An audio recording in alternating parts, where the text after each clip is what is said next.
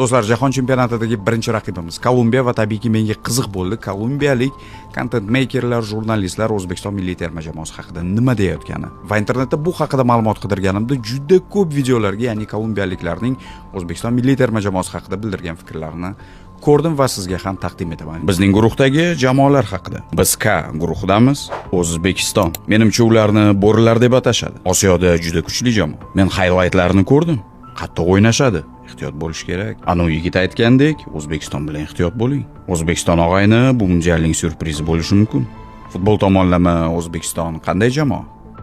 Xo'p, Sezar, agar tarixan olib qaraydigan bo'lsak, O'zbekiston jahon chempionatining debyutanti. Menimcha bu ko'p narsa haqida gapirsa kerak. FIFAning yuqori darajada o'tkaziladigan musobaqalarda ishtirok etish bo'yicha tarix va an'anaga ega emas. Lekin biz tarixga emas, jamoaning hozirgi holatiga qarashimiz kerak. Bu biz uchun yangi jamoa, ya'ni play-offlarsiz jahon chempionatiga to'g'ridan-to'g'ri chiqqan jamoa. Va sentyabr oyida Eronga qarshi o'tgan finalda Kafa kubogida g'olib chiqqan. Lekin biz uchun Portugaliyadan ko'ra aynan O'zbekistonga o'xshagan jamoalar ancha qiyinchilik tug'dirishadi. Men 4 yil avval Kosta-Rika bosh murabbiy bo'lganimda jahon chempionatiga tayyorlanish paytida O'zbekistonga qarshi o'yin o'tkazganman. Va o'sha payti ular hali jahon chempionatiga chiqishmagandi. Va Kosta-Rika bilan o'tgan o'yinda ular ancha qiyinchilik tug'dirishgandi. Jamoa ancha tartibli, ancha kuchli va o'tgan vaqt mobaynida ancha o'sishga erishdi. Va aynan mana shu jarayondan juda to'g'ri o'tishdi.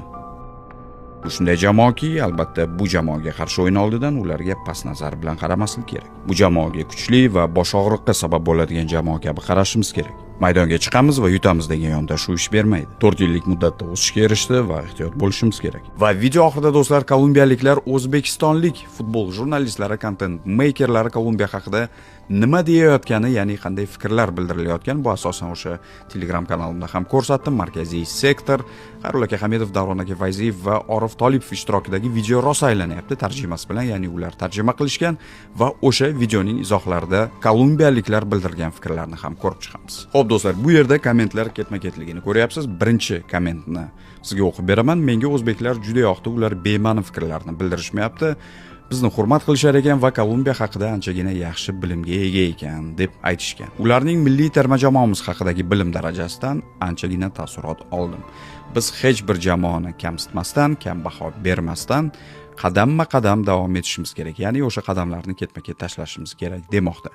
Ularning Kolumbiya haqida gapirishlari juda yoqimli. Ular juda realistik va hurmatli, ya'ni obyektiv fikr bildirishyapti degan, lekin biz ham o'zimizga unchalik ishonmasligimiz kerak. Ya'ni O'zbekiston ekan raqib, o'ynasak bo'ladi degan ma'noda gap ketyapti. Albatta ular biz haqimizda ko'proq bilishadi.